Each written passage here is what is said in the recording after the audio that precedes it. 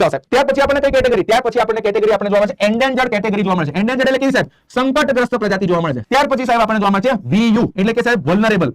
એટલે કે સાહેબ સંવેદનશીલ જોવા મળે છે ત્યાર પછી સાહેબ આપણને કઈ જોવા મળે છે નિયર થ્રેટન એટલે એન્ટી કેટેગરી એટલે કે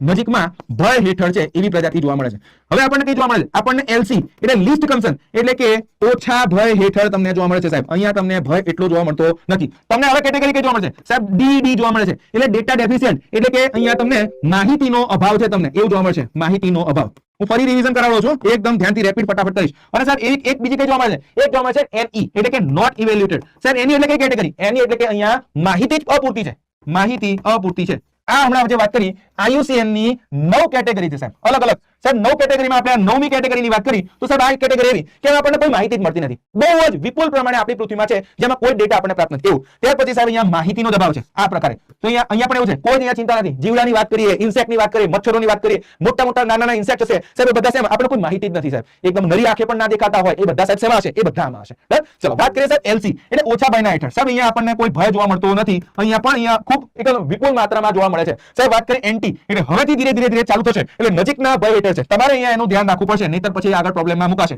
ત્યાર પછી વાત કરીએ તો VU એટલે કે વલ્નરેબલ સંવેદનશીલ પ્રજાતિ છે તો સાહેબ એમાં પણ ધ્યાન રાખવું પડશે હવે વાત કરીએ સાહેબ એન્ડેન્જર્ડ એટલે હવે ધીરે એટલે અહીંયાથી સંવેદનશીલ થી વાત કરીએ તો રિસ્ક ચાલુ થઈ જશે આ બાજુથી તો રિસ્ક વાળું હશે સાહેબ એ ક્યાંથી ચાલુ થશે અહીંથી ચાલુ થશે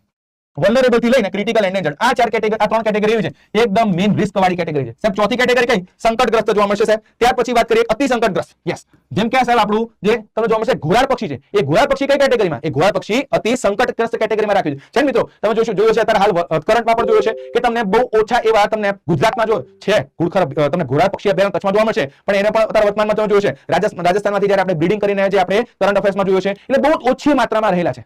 તો એ યાદ રાખજો કે એને આપણે કહીશું ક્રિટિકલ એન્ડેન્જર્ડની કેટેગરીમાં છે ત્યાર પછી સાહેબ અહીંયા જંગલમાંથી વિલુપ્ત આ સેકન્ડ કેટેગરી સાહેબ આ કેવી કેટેગરી આ એવી કેટેગરી કે હવે જંગલમાં ઉપલબ્ધ નથી એટલે એનો મતલબ કે સાહેબ આ ક્યાં છે તો માનવીય હસ્તક્ષેપ હેઠળ છે એટલે કે સાહેબ સ્પેશિયલ અહીંયા કેર કોની રાખેલી છે માનવ આ જે છે આ કેટેગરીમાં રાખ્યા હોય એની કેર કરે છે તો માનવીય હસ્તક્ષેપ હેઠળ છે કે સાહેબ અહીંયા એક ડેરી ઇન સિટુ ને એક્સ સિટુ તો એક્સ સિટુ કન્ઝર્વેશન